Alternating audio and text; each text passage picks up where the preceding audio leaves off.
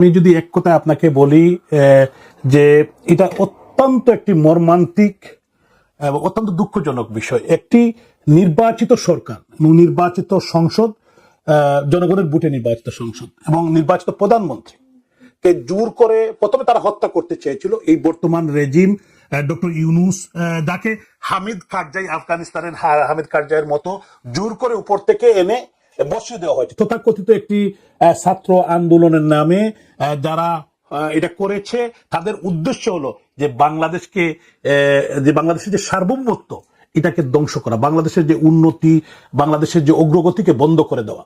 এবং এটা তারা অনেকটাই তারা সফল হয়েছে। বাংলাদেশের একজন নির্বাচিত প্রধানমন্ত্রীকে জোর করে তারা, যিনি রিজাইন করেন নাই, উনি আর্টিকেল 57-এ উনি রাষ্ট্রপতির কাছেও দেন নাই এবং উনি রিজাইনও দেন নাই, এবং সংসদকে তারা অবৈধভাবে তারা ব্যঙ্গে দিয়ে একটি জোর করে তারা ক্ষমতা দখল করেছে। এবং ক্ষমতা দখল করার পর এই হামিদ কারজাই, ডক্টর মোহাম্মদ ইউনূস এবং তার যারা দূষররা, তারা কিন্তু সারা বাংলাদেশে একটি রক্তের হুলিকলা, হাজার হাজার মুক্তিযুদ্ধের সপক্ষের, শুধু আওয়ামী লীগ মুক্তিযুদ্ধের সপক্ষের, এবং বিশেষ করে আমাদের যে 71-এর যে চেতনা, আমাদের যে মুক্তিযুদ্ধ এবং মুক্তিযুদ্ধের যে স্মৃতিগুলো সব তারা ধ্বংস করে দিয়েছে। আপনি যদি দেখেন জাতির পিতার যে 32 নম্বরের বাড়ি, যেখান থেকে স্বাধীনতা সংগ্রামের সূতিকাগার, সেই ধানমন্ডির 32 নম্বর বাড়িতে তারা আঘাত এনেছে এবং এটাকে ধ্বংস করে দিয়েছে। আমাদের মহান জাতীয় সংসদকে ধ্বংস করে দিয়েছে। এখানে প্রায় 10,000 কোটি টাকা লাগবে। এটা কার টাকা? কাদের জন্য এটা করেছে এই ধ্বংসলীলা?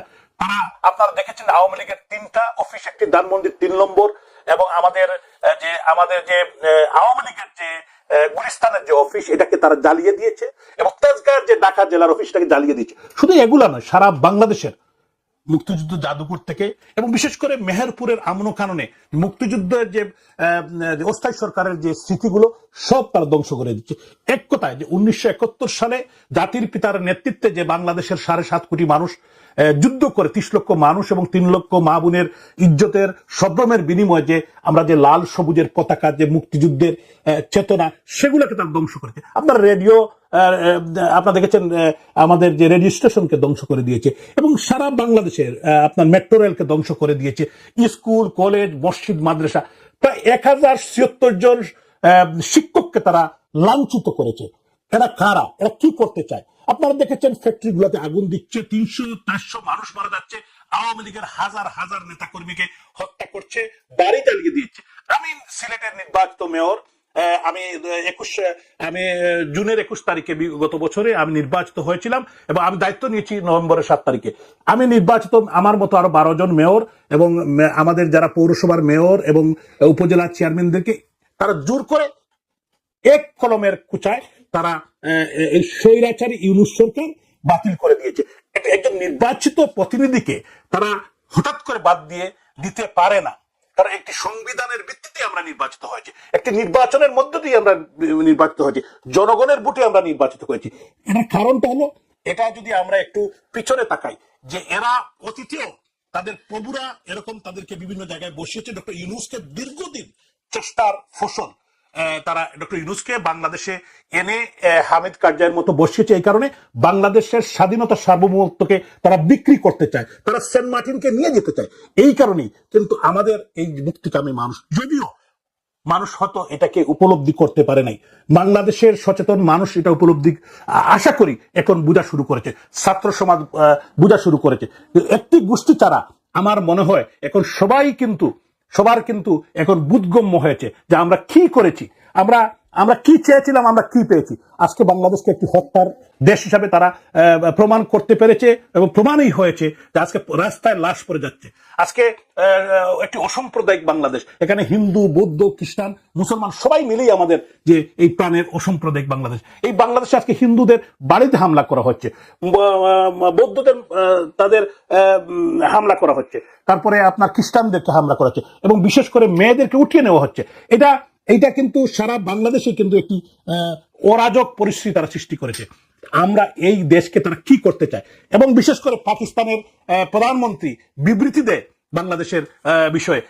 এটা কি তারা তাদের যে স্বপ্ন, তারা 71 সালে যে হেরে গিয়েছিল সেই স্বপ্ন তারা বাস্তবায়ন করেছে। তারা বাংলাদেশকে একটি মিনি পাকিস্তান বানাতে চায়, বাংলাদেশকে তারা পাকিস্তানি মনোনিবেশে চালাতে চায়, পাকিস্তানি কায়দায় চালাতে চায়। কিন্তু আমি বিশ্বাস করি বাংলাদেশের যে মুক্তিকামী মানুষ, স্বাধীনতাকামী মানুষ, মুক্তিযুদ্ধের যারা সপক্ষের শক্তি, এটাকে হতে দিবে না ইনশাল্লাহ।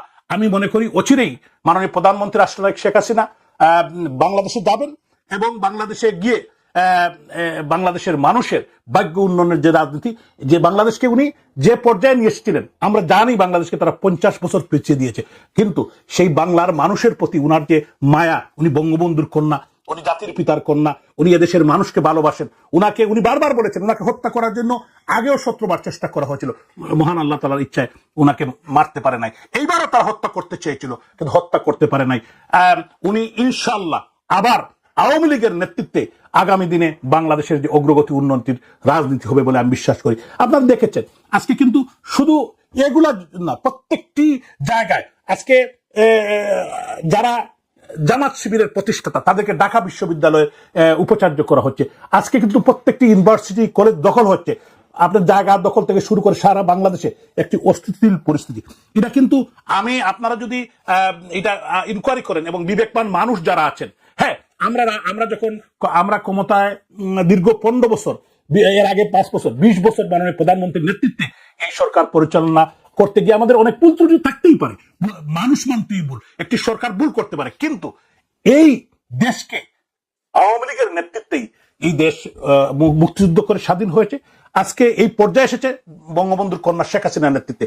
এই দেশকে আমরা এবং আওয়ামী লীগ যতটুকু ভালোবাসে, যারা স্বাধীনতার বিরোধী, যারা স্বাধীনতার পক্ষে না, তারা প্রমাণ করেছে তারা এই দেশকে ভালোবাসে না। না হলে তারা এই হত্যাযোগ্য করতো না। এই বাংচুর হাজার হাজার নেতা কর্মীর কেউ কিন্তু স্টেশনে নাই, কারণ তাদের বাড়িঘর পুড়িয়ে দিচ্ছে, তাদেরকে হত্যা করছে, তাদের মা বোনদের গায়ে হাত দিচ্ছে। এটা কি অসভ্য?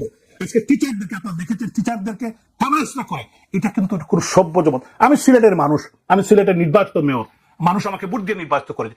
আমাকে হত্যার জন্য আমার বাড়িতে আগুন লাগিয়ে দিচ্ছে, আমার বাড়ি ভাঙচুর করেছে এবং আমার মতো আরো 25 জন নেতা কর্মী বাড়ি ভেঙেছে। এটা সিলেটে কোনোদিন গত 50 বছরে সিলেটের মানুষ এটা দেখে নাই। তো আমার বিবেকবান মানুষ, সচেতন মানুষ বা দেশবাসীর কাছে আমি এটা বিচার দিতে চাই যে আপনারা, আমরা কি চেয়েছিলাম, আমরা কি পেলাম? এদেশের মানুষ, বিবেকবান মানুষ জেগে উঠবে, আমাদের নারী সমাজ জেগে উঠবে। আপনারা দেখেছেন গণভবনে কি আমাদের মাননীয় প্রধানমন্ত্রীর বিভিন্ন জিনিস নিয়ে যে হুলি খেলা খেলেছে, এটা অত্যন্ত ন্যাক্কারজনক, নিন্দনীয়। আমার বাংলার যারা আমাদের বাংলাদেশের যারা আমাদের মা বোনেরা আছেন, আপনারাই বিচার করবেন, আপনারাই দেখবেন। আমি আপনাদের কাছে সেই বিচারটুকু দেখতে চাই। উনি মাননীয় প্রধানমন্ত্রী ৭৬ বছর বয়স উনার, উনি এদেশের মানুষের মুক্তির জন্য, এদেশের বাত এবং ভোটের অধিকার প্রতিষ্ঠার জন্য উনি কাজ করেছেন, উনার সরকার কাজ করেছে। একটি সরকার যখন দীর্ঘদিন ক্ষমতা থাকে, এই সরকারের ভুল ত্রুটি হতেই পারে, কিন্তু এইটার বিচার এরকম তারা যেভাবে করেছে, তারা নিজের হাতে নিয়ে এবং তারা মানুষকে হত্যা, মানুষ হত্যা, নরনারী হত্যা, ব্যঙ্গে দেওয়া। আমি একটা জিনিস বুঝলাম না যে মানুষের ঘর বাড়িতে হামলা, গাড়ি এবং লুটতরাজ, এরকম। এটা তো একটা রাষ্ট্র, একটা দেশ। এই রাষ্ট্রটা একটি সাংবিধানিক কাঠামোর মধ্যে চলে। এখন যদি কেউ কোনো অন্যায় করে, তার বিচার কোর্ট করবে। আপনি দেখেছেন কোর্টে যখন আমাদের এই রাষ্ট্রে যারা নেতৃত্ব দিয়েছেন, যারা বিভিন্ন গুরুত্বপূর্ণ পদে ছিলেন, অ্যাডভোকেট আনিসুল হক, উনি দীর্ঘদিন আইনজীবী ছিলেন। উনার ফাদার একজন প্রতিষ্ঠিত আইনজীবী, একজন ভালো পরিবারের সন্তান, একজন ভদ্র মানুষ। উনাকে যেভাবে ইনসাল্ট করেছে আপনারা দেখেছেন, দেশবাসী দেখেছেন। ডাক্তার দীপু মনি, উনি পররাষ্ট্রমন্ত্রী ছিলেন, একজন মহিলা, উনি একজন ডাক্তার, উনি শিক্ষামন্ত্রী ছিলেন, এখন সমাজ কল্যাণ মন্ত্রী। উনাকে যেভাবে ন্যাক্কারজনক ভাবে উনার উপর হামলা করেছে, কোর্টের মধ্যে বিচার পাওয়ার সবার অধিকার আছে। উনি অন্যায় করলে কোর্টে বিচার করবে, কিন্তু উনারকে যে অসভ্য যারা এটা করেছে, এই ডক্টর ইউনূস, উনি ইন্টারিম গভর্নমেন্টের জোর করে ক্ষমতা দখল করে, ওনার চোখে এগুলো লাগে না। 32 নম্বর ধানমন্ডির 32 নম্বর বঙ্গবন্ধুর বাড়ি জ্বালিয়ে দিয়েছে, উনার চোখে এটা লাগে না। একটি কথাও হামিদ কারজাই বলে নাই।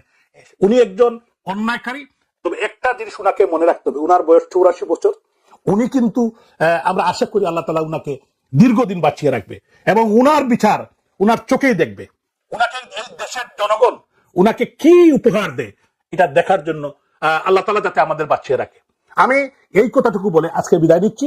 আপনাদের সবাইকে অসংখ্য ধন্যবাদ। আমার প্রাণের বাংলাদেশ ভালো থাকবে, এটা আমরা আশা করি।